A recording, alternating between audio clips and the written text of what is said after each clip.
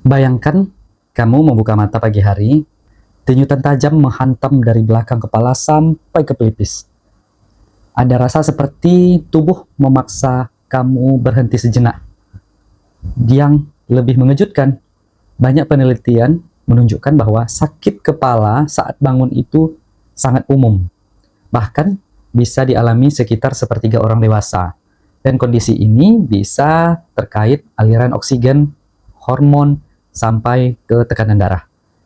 Dan di akhir video ini, saya tunjukkan cara paling mudah membedakan mana yang wajar dan mana yang harus kamu waspadai. Di video kali ini, saya akan bantu kamu memahami kenapa sakit kepala sering muncul tepat saat bangun, apa penyebab paling sering, tanda bahaya, dan langkah sederhana yang bisa kamu lakukan mulai malam ini. Penjelasannya ringan, emosional, dan tetap berbasis medis ya, untuk membuat semua mudah dipahami. Saya mulai dari sebuah kisah pasien namanya Bapak R, 32 tahun. Dia karyawan kantor.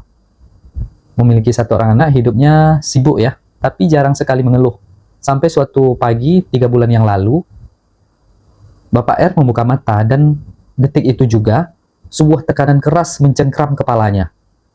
Bukan karena pusing biasa, tapi seperti ada tali yang ditarik dari tengkuk ke kening. Secara refleks dia langsung duduk. Keringat dingin muncul meski udaranya dingin. Tapi denyut kepalanya menutup semua fokusnya. Bapak R ini memegangi pelipisnya, napasnya pendek, jantungnya berdetak kencang. Kenapa pagi-pagi harus begini lagi? Bisiknya. Beberapa hari kemudian, pola itu berulang. Pusing, mual, tengkuk berat. Kadang matanya terasa menggelap sesaat.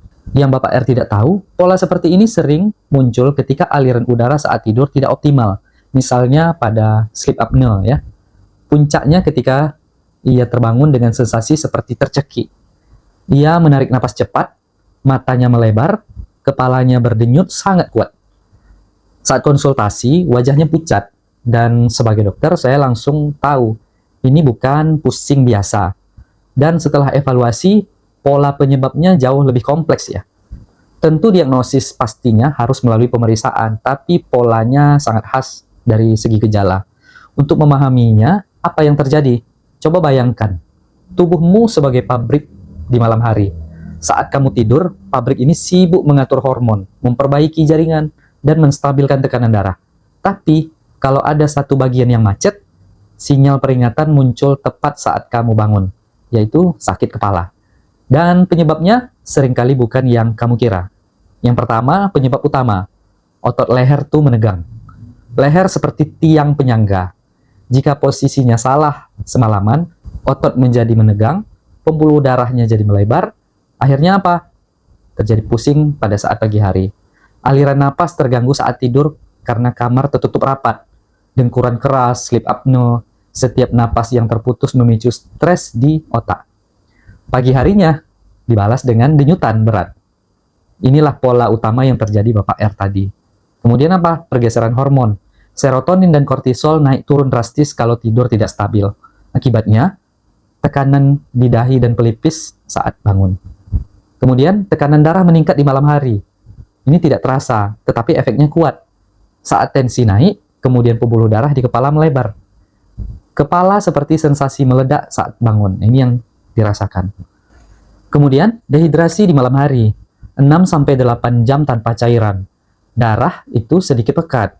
Akhirnya apa? Alirannya melambat, terjadi pusing, sensasi terasa tumpul. Yang kedua, gejala khas. Cara tubuh bicara dengan cara dahi terasa berat, menandakan hormon atau gangguan tidur. Tengkuk terasa kencang. Postur saat tidur bisa saja tidak optimal atau posisi yang buruk. Sakit sensasi tumpul seluruh kepala, itu bisa aja tanda dehidrasi atau aliran nafasnya buruk. Pusing ditambah jantungnya terasa cepat. Ini kita curigai bisa mengarah ke tekanan darah yang tidak stabil atau mengarah ke tinggi. Terbangun kemudian tersedak bisa saja mengarah ke sleep apnea. Nah, WHO menekankan bahwa kualitas tidur sangat mempengaruhi fungsi otak dan pembuluh darah. Dan perubahan kecil bisa memicu reaksi tubuh yang cepat. Dan sebentar lagi saya akan jelaskan satu kebiasaan yang diam-diam memperburuk semuanya. Ini dia. Ketiga, Kapan harus ke dokter? Sakit kepala makin parah dalam hitungan minggu. Kemudian mual berat tiap pagi, kemudian jantung berdebar, ditambah kepala terasa berputar, kemudian penglihatan berbayang atau ganda, kemudian mendekur keras sambil terbangun sampai tersedak. Sakit kepala pertama kali sangat intens. Jangan menunda, banyak kondisi bisa dicegah kalau ditangani lebih awal. Dan ini belum bagian yang paling penting, karena sebentar lagi saya akan ungkap kebiasaan harian yang hampir dilakukan oleh semua orang dan diam-diam memperburuk sakit kepala pada saat pagi ya. Mari kita masuk ke solusinya. Bukan teori, tapi ini dipraktekkan langsung yang benar-benar membantu pasien saya. Yang boleh dilakukan, yang pertama, posisi tidur. Leher harus lurus, bantal tidak boleh terlalu tinggi. Kalau sering sakit tengkuk, gunakan memory foam ya. Yang kedua, beri ventilasi ringan. Ruangan tidak pengap, ada udara segar yang mengalir, tapi bukan hembusan kencang. Pastikan aliran udaranya cukup. Yang ketiga, minum 1 gelas air sebelum tidur. Ini mencegah darah terlalu pekat. Saat tidur, tubuh tetap kehilangan cairan melalui pernafasan dan keringat. Kekurangan cairan dapat meningkatkan viskositas darah.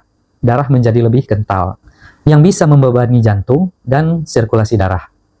Minum segelas air sebelum tidur membantu menjaga hidrasi yang optimal, sehingga darah tetap encer dan aliran darah lebih lancar. Keempat, tidur di jam yang sama. Nah, ini memicu hormon agar lebih stabil. Yang kelima, cek tekanan darah saat pagi. Lakukan 3 hari berturut-turut. Kalau selalu tinggi, lakukan pemeriksaan yang rutin. Yang keenam, relaksasi 5 menit. Tarik napas perlahan selama 4 detik, tahan selama 2 detik, hembuskan perlahan selama 6 detik. Ulangi siklus ini 10 kali. Manfaatnya, teknik pernapasan ini membantu menurunkan detak jantung, mengurangi stres, dan memberi sinyal pada tubuh untuk rileks sebelum tidur atau saat merasa tegang. Yang ketujuh, observasi apakah mendengkur. Kalau iya, evaluasi sleep apnoe-nya. Langkah-langkah kecil seperti ini sering membuat pasien merasa lebih ringan hanya dalam 2 malam.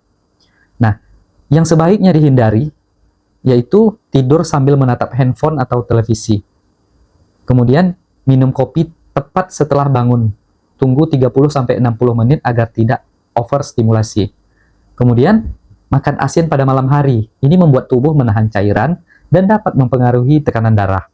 Ini bisa memicu sakit kepala pada saat bangun. Ini juga penyebab besar pada kasus yang kita ceritakan tadi. Setelah ia mengurangi garam pada malam hari, pusing paginya turun lebih dari 70%. Langkah yang bisa dilakukan hari ini, atur bantal, leher sejajar dengan punggung. Kemudian, cek tensi 10 menit setelah bangun. Selanjutnya, catat apakah mendengkur. Kemudian, minum air sebelum tidur, matikan gadget 30 menit sebelum tidur.